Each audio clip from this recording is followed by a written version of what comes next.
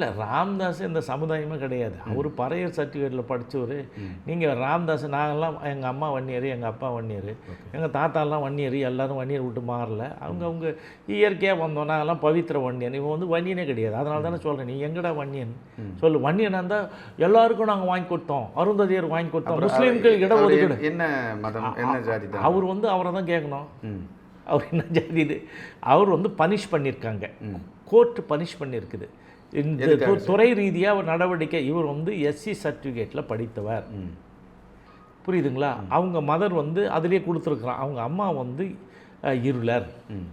So SC சர்டிஃபிகேட்டில் படிச்சிருக்கிறார். அதனால இவர் வந்து இப்போ தப்பாக ஜாதியை மாற்றி படித்ததுனால இவருக்கு வந்து என்ன பண்ணுறான், தண்டத்தொகை ஃபைன் போடுறாங்க. ரெண்டாவது பணியிலேருந்து நீக்கிடுறாங்க.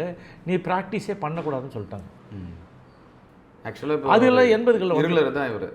அவங்க அம்மா இருளரு. அவங்க அப்பாவை வந்து இன்னும் கொஞ்சம் கேட்டு தான் சொல்லணும். ஏன்னா ராமதாஸே சொல்லுவார், இன்னும் கொஞ்ச நாள் இருங்க நான் யாருன்னு சொல்லுவார். இப்போ நான் வந்து நிறைய சொல்லிட்டேன், இப்போ வந்து வரப்போகுது. ஆக்சுவலாக அவங்க அப்பா யாருங்க இப்போ ப்ரெசண்ட்டாக இருக்கிற சொல்லுவாங்கல்ல, என் தந்தை இவர் தான். தந்தை இவர்னா சஞ்சீவராய கவுண்டர்னு சொல்கிறாரு.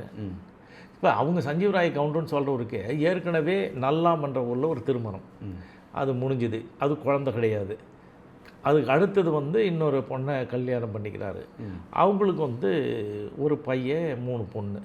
இவர் ராமதாஸ் எங்கள் அக்கான்னு சொல்கிறார்ல, அவங்க அந்த அக்கா வந்து இவர் கூட பிறந்த இவங்க அம்மா வேறு, அந்த அம்மா வேறு. ஓகே, புரியுதுங்களா? இப்போ ஒரு ஆளுக்கு ஒரு 3 கல்யாணம் ஆச்சு, 4 கல்யாணம் ஆச்சுன்னு வச்சுங்க. அப்போ முதல்ல பிறந்தவங்க இருக்காங்கல்ல, அவங்கன்னா அப்போ யாரை சொல்லுவீங்க? அக்கான்னு சொல்கிறேன். இவங்க அக்கான்னா இன்னும் இவருக்கு அவங்களுக்கு ஏற்கனவே அந்த இவங்களுக்கு வந்து கூட பிறந்த அக்கா கிடையாதுங்க. கூட பிறந்த வேறு, அந்த அம்மாவே வேறு, இவங்க அம்மா வேறு. அப்போ இவர் வந்து இருளர். ஆனால் இருளருக்கு அம்மாவுக்கும் ஒரு யாருன்ட்டு சொல்லுங்க, அவ்வளோதான். Okay okay. அப்போ வந்து சர்டிஃபிகேட்டு நீங்கள் வந்து சர்டிஃபிகேட் வந்து பழைய விஷயங்கள் பேசுகிறாரு.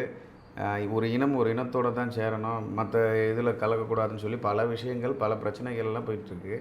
இதெல்லாம் வந்து வன்னிய மக்கள் எப்படி நம்புகிறாங்க?